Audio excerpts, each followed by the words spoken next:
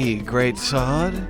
Title update 5. Title update 5. Title update 5. Title update 5. Title update 5. Yes, this is one of those intros where I personificate my greatsword and talk to it in a weirdly suggestive way for an animate weapon in a video game. You should all be used to this by now. Hello, my fellow hunters, one and all, fresh off the excitement that is Amatsu arriving, well, I mean, imminently.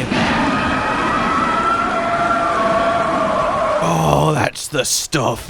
It's right in the nostalgia, doesn't it?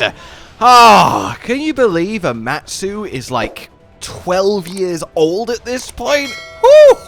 But that's not what I'm here to talk about, nor isn't Shagaru, nor all of the new features and mechanics, or even the secret bonus extra little update with super powered, probably, let's be honest, Malzeno, all of that stuff. Not now. Because now it's all about the weapons. Yes, weapons. Remember a while ago we got teased that there'd be some significant weapon changes in Title Update 5, so significant they felt the need to tease them in the first place?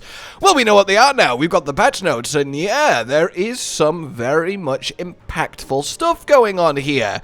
So let's get down to it, shall we? Starting with, of course, the greatest weapon. Look, it's not an opinion, it's in the name. We have 3 significant alterations to Greatsword, and everything is a buff. Before you get worried, they seem to be on the whole just trying to shore up some underutilized switch skills, playstyles, and just making things a lot more friendly to use in some cases, which we'll get to when we get to you soon to be very happy longsword players.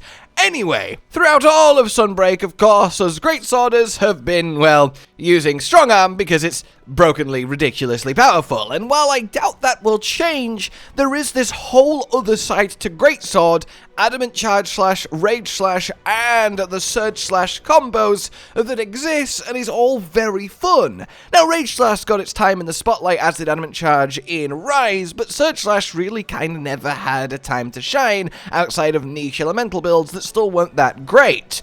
So on that note then, we have the power of adamant slash increasing, so that's just nice. It was already a strong attack to begin with, not getting knocked back, taking less damage, and retaliating with a good chunky hit.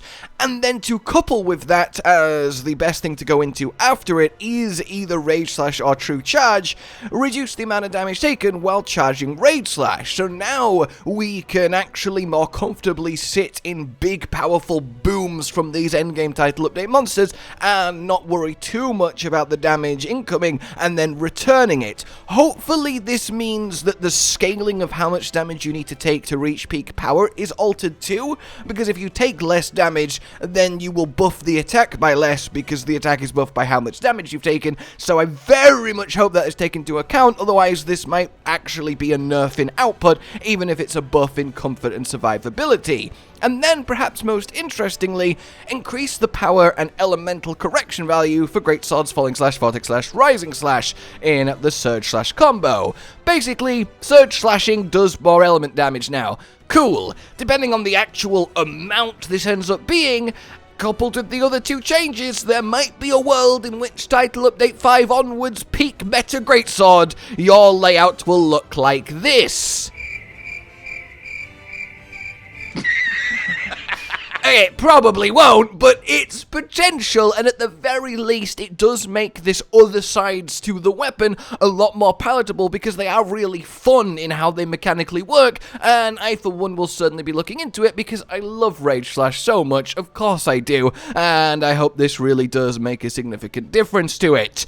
Next up then, longsword players, your cries have been heard, and your Moon of Harvest is now less really annoying to use, basically. 5 major changes to specifically Harvest Moon. When you sheath your weapon currently, it just disappears the Harvest Moon. No longer! When you throw it out, the actual circle you have to play with will be much larger now, so that's awesome too. And when you run into the outside of the ring, you will no longer be knocked back, so you no longer get put on the floor by your own attack. That's really nice. You can use it more often and increase the height of the display part of the circle for increased visual clarity. That's really awesome, and all of these combined essentially means that Harvest Moon is now no longer very much a speedrunner's min-max tool, and you can use it in your normal hunts without feeling kind of trapped, literally, in this ring of your own creation, because mechanically it is fun, the extra damage is really good, but it was really annoying in its restrictions, which now no longer are, well, a thing.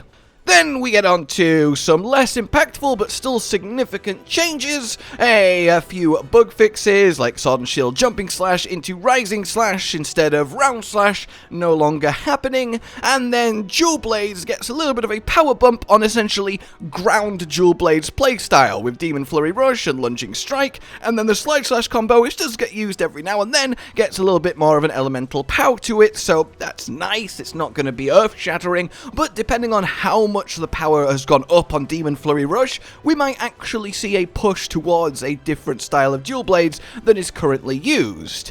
Then we have Anchor Rage getting an extra 10 seconds, so that's just nice and more comfortable for Lance players. The Gunlances have got their Worm State Cannon up and up, which is good too, as it is a very fun move and deserves to hit hard. And then Wide Shelling has also got a little bit of a correction upwards, which I'm sure you will be happy with.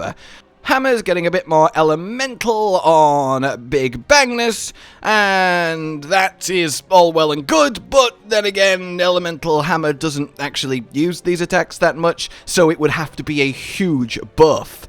Hunting On, however, not doing too bad. An extra 15 seconds on Silkbind Shockwave is just nice. You have to use it less, you have to maintain it less, you can focus on other things while enjoying the benefits, all well and good. But very excitingly, a damage reduction to Sonic Barrier. Sonic Barrier is a song you can play that gives everyone a buff that the next hit will be essentially a rocksteady hit. It won't knock them over, they'll still take full damage, but they don't get interrupted.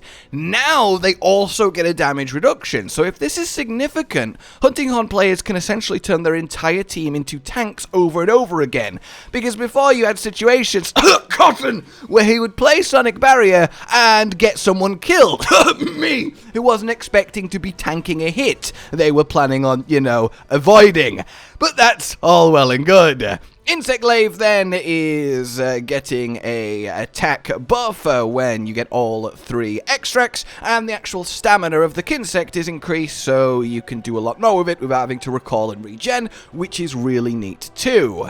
Then there's a load of bugs being fixed, which is all well and good, some nice things to be taken care of, none of it too crazy or significant, but all does go appreciated. And of course, the major change here, some headgear will now remain on screen while having a meal at the canteen.